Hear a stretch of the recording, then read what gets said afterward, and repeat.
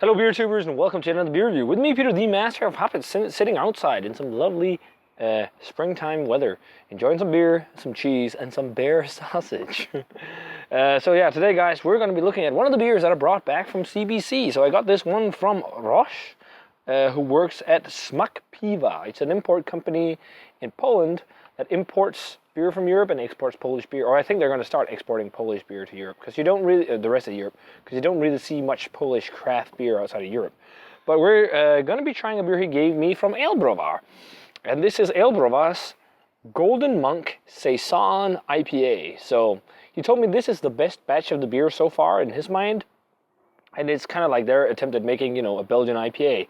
It's on 7.2% and 60 IBUs, and everything is on Polish on the bottle, so I got some info here, hop-wise and whatnot, from the interwebs.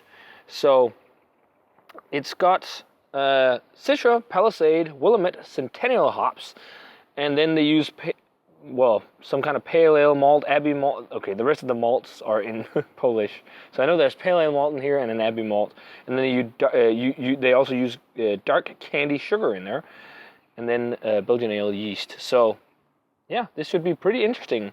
Belgian IPA, that can often be hit or miss, but yeah, apparently this is the best batch they've done so far. I love the artwork as well. AleBrowar usually has some great artwork on the beer, but I got it poured, guys.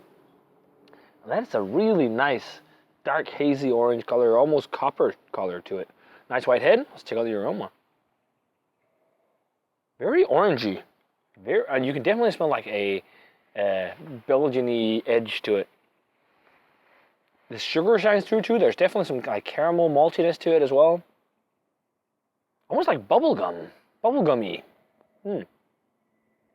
Citrus, grapefruit, pine. It smells like an IPA with light kind of Belgian-y undertones.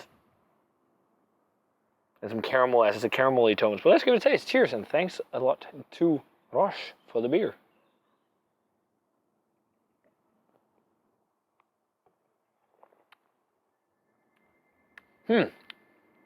That's a little bit of an odd one. That's kind of like IPA meets Hefeweizen meets kind of Belgian beer. I'm getting the sweeter citrus, I'm getting the bubblegum, there's some caramel malt, not too much carbonation, a kind of medium mouthfeel to it, dry and bitter on the aftertaste. There's definitely some caramel maltiness to it as well. Yeah, oddly Hefeweizen-like, because that bubblegum, almost wheaty flavor. Yeah, almost like Witbier, almost like an almost caramel overripe banana note to it or something like that.